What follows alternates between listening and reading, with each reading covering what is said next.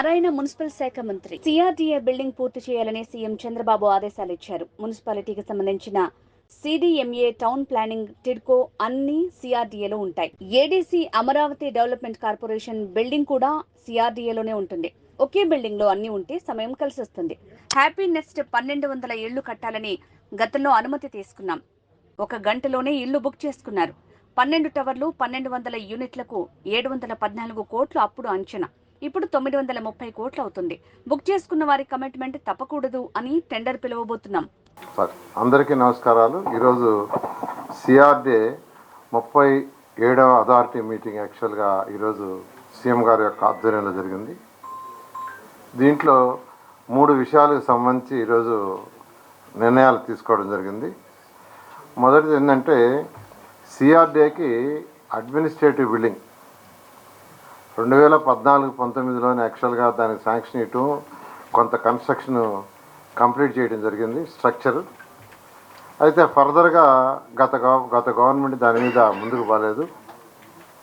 అయితే ఈరోజు ముఖ్యమంత్రి గారు దానికి సంబంధించి యాక్చువల్గా అథారిటీ మీటింగ్లో క్లియరెన్స్ ఇచ్చారు. ఆ బిల్డింగ్ పూర్తి చేయాలంటే 160 కోట్ల రూపాయలు ఎస్టిమేషన్ అవుతుంది. అది మొత్తం 2,50,000 చదరపు అడుగులు, 7 ఫ్లోర్లు, 3.62 ఎకరాల్లో దాన్ని నిర్మించడం జరిగింది. 3 ఎకరాల 62 సెంటర్లో సిఆర్డీఏ అడ్మినిస్ట్రేటివ్ బిల్డింగ్. అది సిఆర్డీఏ అంటే ఒక సిఆర్డీఏ కాకుండా టోటల్ మున్సిపల్ అడ్మినిస్ట్రేషన్ కూడా దాంట్లోనే ఉంటుంది. మున్సిపాలిటీకి సంబంధించిన సిడిఎంఏ ఆఫీస్ కానీ, మెఫ్మా ఆఫీస్ కానీ, దాంట్లో ఇంజనీరింగ్ ఈఎన్సీ వింగ్ కానీ, టౌన్ ప్లానింగ్ వింగ్ కానీ, తర్వాత టిడ్కో వింగ్ కానీ, అన్ని వింగ్స్ యాక్చువల్గా దాంట్లోనే ఉండేటట్టుగా 7 ఫ్లోర్ల బిల్డింగు.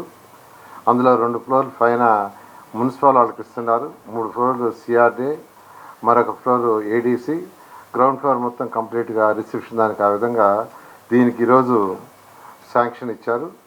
దీన్ని కూడా అంటే బిల్డింగ్ స్ట్రక్చర్ అంతా అయిపోయింది, ఫినిషింగ్ చేయమన్నారు. వీలైనంత తొందరలో దీన్ని కంప్లీట్ చేయమని ఈరోజు సీఎం ఆదేశించారు. ఇది కంప్లీట్ అయితే మున్సిపల్ డిపార్ట్మెంటు అంటే దాంట్లో ఉన్న అన్ని వింగులు కూడా ఒకే దగ్గరికి వస్తాయి.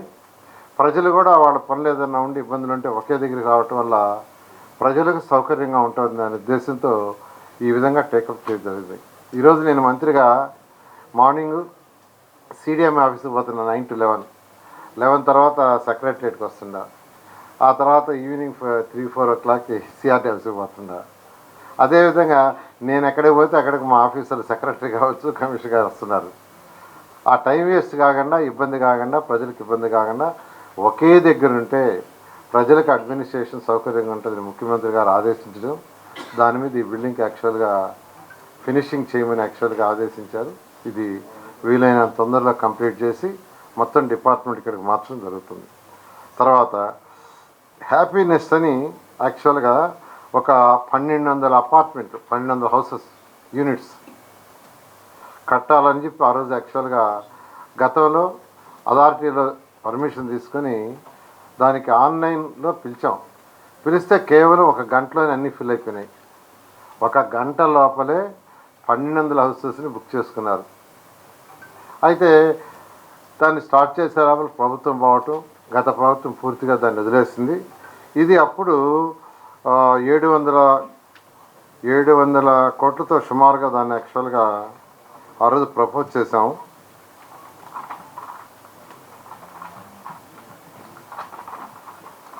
అయితే ఈరోజు కాస్ట్ పెరిగినందువల్ల అది దాదాపు 900 కోట్లు అయింది. అలా కాకుండా ఉంటుంది 714 కోట్లకి అయిపోయింది అది ప్రాజెక్ట్. కానీ ఈరోజు 930 కోట్లు అవుతుంది. దీనివల్ల సిఆర్డీఏకి 216 కోట్లు నష్టం వస్తుంది. సిఆర్డీఏ ప్రాజెక్ట్ అయితే టేకప్ చేసిందో 12 టవర్లు, 14.46 ఎకరాల్లో 12 టవర్లు, 1200 యూనిట్స్, G+18 ఫ్లోర్స్ అంటే మొత్తం 19 ఫ్లోర్స్, 714 కోట్లకు ఆ రోజు కన్స్ట్రక్షన్ చేసేటట్టుగా మొదలు పెడితే దాన్ని గత ప్రభుత్వం నెగ్లెక్ట్ చేయటం వల్ల ఇప్పుడు 930 కోట్లు అవుతుంది. బట్ ఎవరైతే బుక్ చేసుకున్నారో వాళ్ళ కమిట్మెంట్ మనం తప్పకూడదు. వాళ్ళ కమిట్మెంట్ ప్రకారం చేయాలా, లేదంటే రేరా కూడా ఒప్పుకోదు. రేరా రూల్స్లో కూడా వాళ్ళు యాక్సెప్ట్ చేయరు. కాబట్టి అది మనం ఇవ్వాల్సిందే. ప్రజలకు మాట ఇచ్చిన తర్వాత మన మీద నమ్మకంతో కేవలం 1 అవర్లో, ఒకే 1 గంటలో అన్ని హౌసెస్ బుక్ చేసుకున్నారంటే మన మీద ఎంతో నమ్మకం ఉంది. కాబట్టి బర్డన్ అయినా 216 కోట్ల అడిషనల్ బర్డన్ అయినా పూర్తి చేయమని సీఎం గారు ఈరోజు క్లారిటీ ఇచ్చారు. దాన్ని ఇమీడియట్గా టెండర్ పిలవబోతున్నారు. పిలిచి వీలైన తొందరలో అది కంప్లీట్ చేసి ఎవరైతే ఆ రోజు హ్యాపీనెస్ ప్రాజెక్ట్లో బుక్ చేసుకున్నారో వాళ్ళందరికీ మాట చెప్పిన ప్రకారం హౌసెస్ ఇవ్వటం జరుగుతుంది. దానికి ఈరోజు క్లియరెన్స్ ఇచ్చారు. మూడవది, అమరావతి క్యాపిటల్ సిటీ మీకు తెలుసు. ఇక్కడ ఆ రోజు 2014లో దీన్ని అనౌన్స్ చేసినప్పుడు అమరావతి క్యాపిటల్ సిటీగా ల్యాండ్ లేదు. ల్యాండ్ పుల్లింగ్కి 2015 జనవరి 1 నోటిఫికేషన్ ఇచ్చాం. 2015 ఫిబ్రవరి 28 అర్ధరాత్రికి యాక్చువల్గా 34 ఎకరాలని రైతులు స్వచ్ఛందంగా ఇచ్చారు. ఇక్కడ ఏంటంటే ఒక్కటి కూడా లిటిగేషన్ కేసు లేదు. ఒక్కరు కూడా కోర్టు ఇవ్వాలా, స్వచ్ఛందంగా ఇచ్చారు. అలాంటి దాంట్లో రైతులకి యాక్చువల్గా ఏదైతే మాట చెప్పామో దాని ప్రకారం ఆల్మోస్ట్ ప్లాట్స్ ఇచ్చాం. ఇంకా కొందరికి ఇవ్వాల్సింది.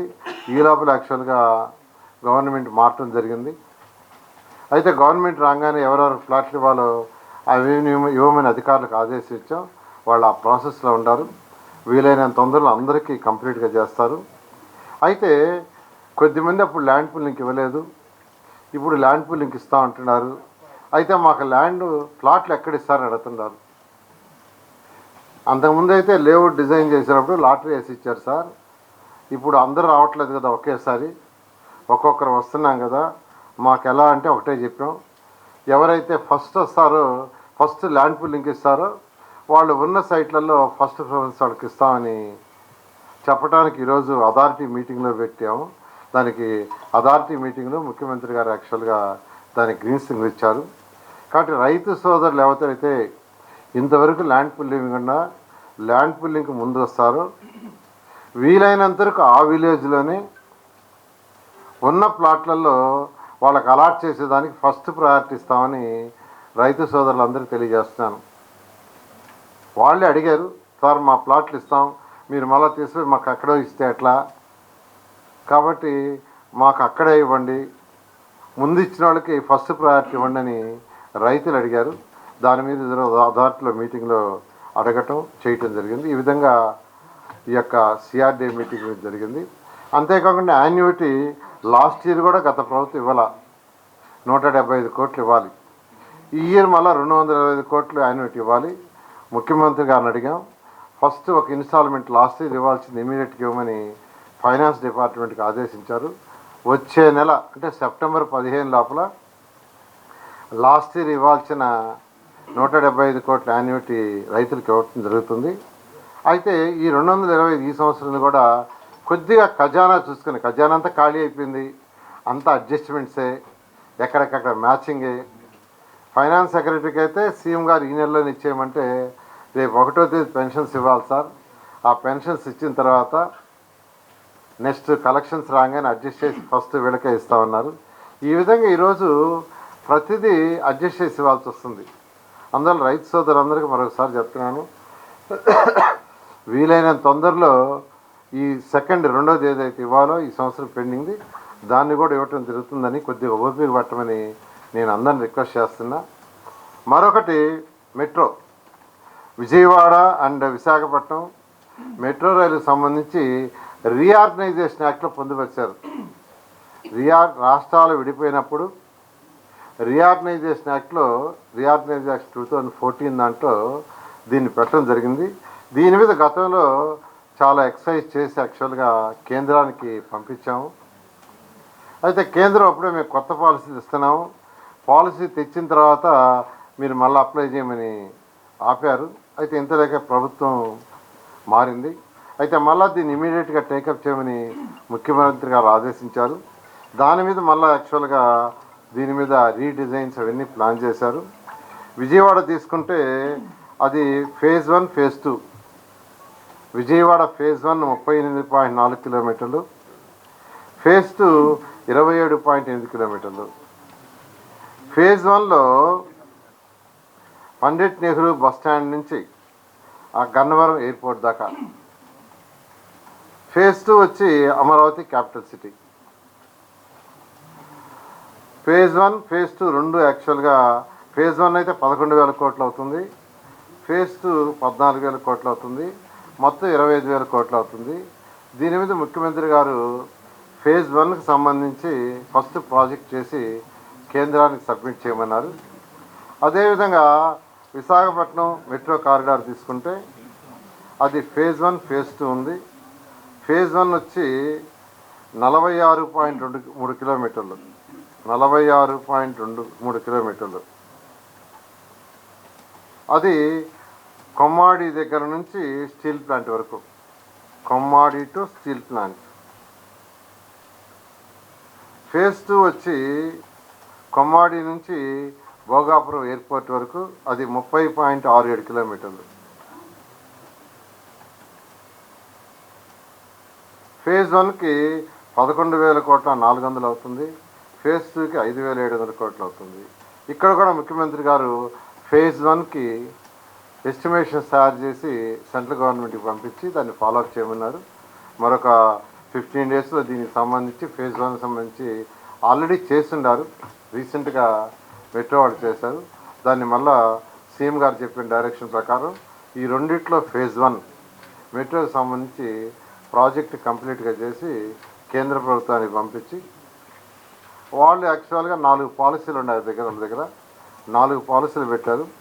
ఆ 4 పాలసీలో బెస్ట్ పాలసీగా అంటే రీఆర్గనైజేషన్ యాక్ట్ 2014లో ఉంది కాబట్టి కేంద్ర ప్రభుత్వాన్ని మొత్తం భరించమని మేము అడుగుతున్నాము. వాళ్ళతో యాక్చువల్గా అప్లికేషన్ పంపించి వాళ్ళని అడిగి వీలైనంత తొందరలో ఈ ప్రాజెక్ట్ టేకప్ చేయడం జరుగుతుంది.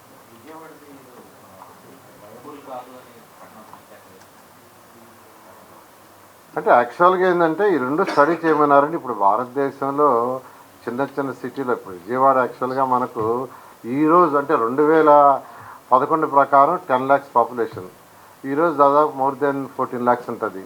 ఇది క్యాపిటల్ సిటీ అవుతుంది కాబట్టి క్యాపిటల్ సిటీ అబ్నార్మల్గా గ్రో అవుతుంది. ఈ ప్రాజెక్ట్ పూర్తి కావడానికి శాంక్షన్ అయిన తర్వాత 4 years అవుతుంది.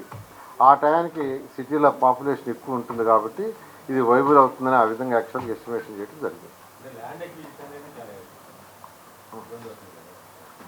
అంటే యాక్చువల్గా మన మెయిన్ రోడ్లోనే మేజర్ ఉండేదండి. అక్కడక్కడ కొద్దిగా ల్యాండ్ అక్విజిషన్ ఎక్కడైతే సెంట్రల్ వస్తే అక్కడ చేయాల్సి వస్తుంది. అది తప్పదు కదా, ఇన్ఫ్రాస్ట్రక్చర్ ప్రాజెక్టులు ఎక్కడొచ్చినా అది తప్పదు. ఎందుకంటే ట్రాఫిక్ని కంట్రోల్ చేయాలా, ట్రాఫిక్ని నియంత్రణ చేయాలంటే వరల్డ్ మొత్తం ఈరోజు మెట్రోల మీద ఆధారపడి ఉంది. మెట్రోల వల్లనే ఈ కార్లు అవి తగ్గుతాయని యాక్చువల్గా ఉంది. అందువల్ల మన విజయవాడకి మెట్రో అనేది అవసరం. అంటే మనం చూడాల్సింది ఈరోజు కాదు, రాబోయే 5 years ఏంది, 10 years ఏంది, 15 years ఏందని. ప్రాజెక్ట్ పూర్తి చేయడానికే 4 years పడుతుంది. అందువల్ల విజయవాడకి ఇది అవసరం ఉంది. ఈరోజు ఉన్న పాపులేషన్కి సరిపోకపోవచ్చు. దాన్ని దృష్టిలో పెట్టుకొని మనం చేస్తున్నాం. దాదాపు సుమారుగా అంటే మొత్తంలో ఒక 4,000 ఎకరాల దాకా ఇంకా ల్యాండ్ పూలింగ్లు సుమారుగా రావాలండి. 4,000 సుమారుగా.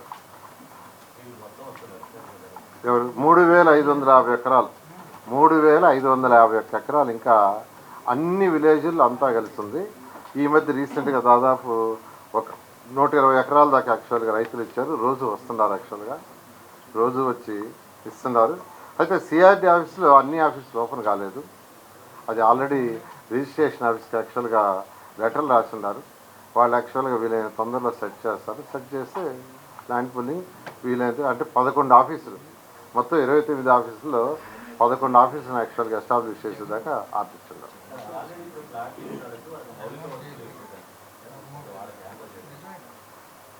ఇవన్నీ కూడా యాక్చువల్గా ఏంటంటే గత ప్రభుత్వం చేసిన అవకతవకల వల్ల ఎక్కడెక్కడ ఏముంటాయో స్టడీ చేస్తూ ఐఐటి చెన్నై అండ్ మెడ్రాస్ వరకు ఇచ్చిన ఫస్ట్ వీక్లో టోటల్ రిపోర్ట్స్ వస్తాయి. అవి వచ్చిన తర్వాత మళ్ళా కూర్చొని కమిటీలో పెట్టుకొని దాని మీద ఎస్టిమేషన్స్ అంటే ఆల్రెడీ జరిగిన డ్యామేజ్లన్నీ ఎస్టిమేట్ చేయాలా, ఉన్న కాంట్రాక్టులను యాక్చువల్గా ఏంటంటే క్లోజ్ చేయాలి, క్లోజ్ చేసి మళ్ళీ టెండర్స్ పిలవాలి. ఇవన్నీ కూడా డిసెంబర్ మిడిల్కి యాక్చువల్గా అయిపోయి డిసెంబర్ ఎండింగ్కి ప్రాబబ్లీ January 1st అనుకోండి సుమారుగా వర్క్లన్నీ టేకప్ అవుతాయి. ఏదైతే బిల్డింగ్లుగా కాకుండా అవి కానీ రోడ్లు కానీ మీరు అడిగిన లేఅవుట్స్ ప్లాట్స్ ఏదైతే ఉన్నాయో కానీ అన్నీ కూడా జనవరి 1కి ఫుల్ ఫ్లెడ్జ్డ్లో అమరావతిలో స్టార్ట్ చేయడం జరుగుతుంది.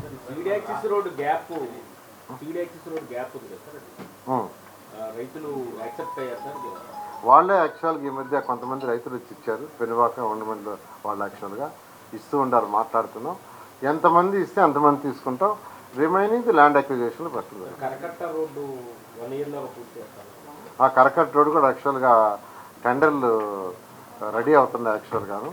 అది కూడా వీలైన తొందరలో మళ్ళీ అథారిటీ మీటింగ్లో పెట్టి క్లియరెన్స్ తీసుకొని ముందుకు పోతుంది. ముఖ్యమంత్రి గారు ఈరోజు టెక్నాలజీ మారుతుంది, మీకు అందరికీ తెలిసిందే. ఆ రోజు హైదరాబాద్లో వేసిన చిన్న ఫౌండేషన్ హైటెక్ సిటీతో ఈరోజు ఆంధ్రప్రదేశ్ కావచ్చు, భారతదేశంలో కూడా ఐటీ అంటే హైదరాబాద్ నెంబర్ 1 వచ్చింది. అదేవిధంగా ఇప్పుడు కొత్తగా ఆర్టిఫిషియల్ ఇంటెలిజెన్స్ వచ్చింది. అమరావతిని ఒక ఆర్టిఫిషియల్ ఇంటెలిజెన్స్ అలాంటి హై టెక్నాలజీతో ఇదంతా డెవలప్ కావాలా, ఆ విధంగా దీని మీద వర్కౌట్ చేయండి అని అంటే ఏవేవైతే లేటెస్ట్ టెక్నాలజీస్ ఉన్నాయో, అంటే ప్రజల యొక్క అవసరాలు ఏదైతే డ్రింకింగ్ వాటర్ కావచ్చు, సివరేజ్ కావచ్చు, లేదా ట్రాన్స్పోర్ట్ కావచ్చు, వాళ్ళకి చేసిన హౌసెస్కి ఇచ్చే ఫెసిలిటీస్ కావచ్చు, రోడ్ ట్రాన్స్పోర్ట్లో ఫెసిలిటీస్ కావచ్చు, అన్నీ కూడా హైటెక్గా ఉండాలి, ప్రజలకు బాగా సౌకర్యంగా ఉండాలి. ఎక్కడెక్కడ ఆర్టిఫిషియల్ ఇంటెలిజెన్స్ ఉపయోగించి బెటర్గా చేయగలము ఆ విధంగా స్టడీ చేయమని ఇన్స్ట్రక్షన్ ఇచ్చారు. దాని మీద స్టడీ చేసి ముఖ్యమంత్రి గారు ఇచ్చిన డైరెక్షన్ ప్రకారం ముందుకు పోవడం జరుగుతుంది. అంటే యాక్చువల్గా డైరెక్షన్ ఇచ్చారు, దాన్ని స్టడీ చేయాలి కదా. లోగో కూడా అంటే యాక్చువల్గా ఆ యాంగిల్లో స్టడీ చేయమని ఈరోజు ఫస్ట్ డైరెక్షన్ ఇచ్చారు. మా అధికారులు చేసుకొని వచ్చిన తర్వాత మళ్ళీ నెక్స్ట్ మీటింగ్ దాని మీద ఏం చర్చ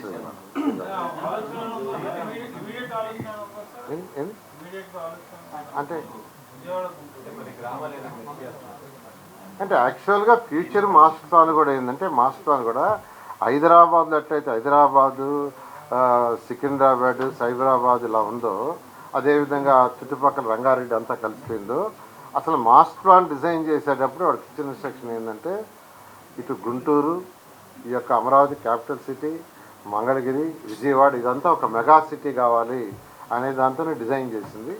it is a long plan, అంటే రాబోయే 30 yearsలో దృష్టిలో పెట్టుకొని మాస్టర్ ప్లాన్.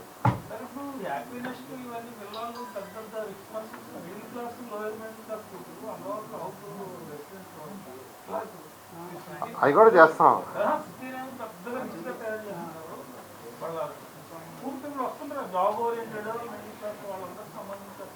వాళ్ళకి పూర్ పీపుల్కి ఇల్లు కట్టాం కదా, 5,000 ఇల్లు. టిట్కో హౌస్లో 430 square feet కట్టాం. 430 కానీ డబుల్ బెడ్రూమ్. ఆ రోజు వాళ్ళు అడిగింది కూడా టిట్కో హౌస్లో మామూలుగా గవర్నమెంట్ చెప్పింది 300 square feet. కానీ కొందరు వచ్చి అడిగారు, సార్ మేము కూడా తీసుకుంటాం 360 అడిగారు, పెద్ద బెడ్రూమ్ ఉండేటట్టుగా. డబుల్ బెడ్రూమ్ చేయండి సార్ అడిగారు, అది కూడా చేసాం. ఈ మధ్య నేను యాక్చువల్గా బాంబే సిట్కో పోయి స్టడీ చేసి వచ్చాను. సిట్కో పోయి పూర్ పీపుల్కి ఎలా ఇస్తున్నారని, వాళ్ళు 18 అంతస్తులు 20 అంతస్తులు సింగిల్ బెడ్రూమ్ చేశారు. దాన్ని కూడా మా అధికారులకు యాక్చువల్గా చేశారు. అంటే వాళ్ళు చేసి యాక్చువల్గా ఆక్షన్కి అమ్మేశారు విత్ రీజనబుల్ ప్రైస్. అలాంటివి చేయమని యాక్చువల్గా సిఆర్డీ అధికారులకు యాక్చువల్గా ఆదేశం ఇచ్చాను. అన్ని యాంగిల్ మీరు చెప్పండి చేస్తాం.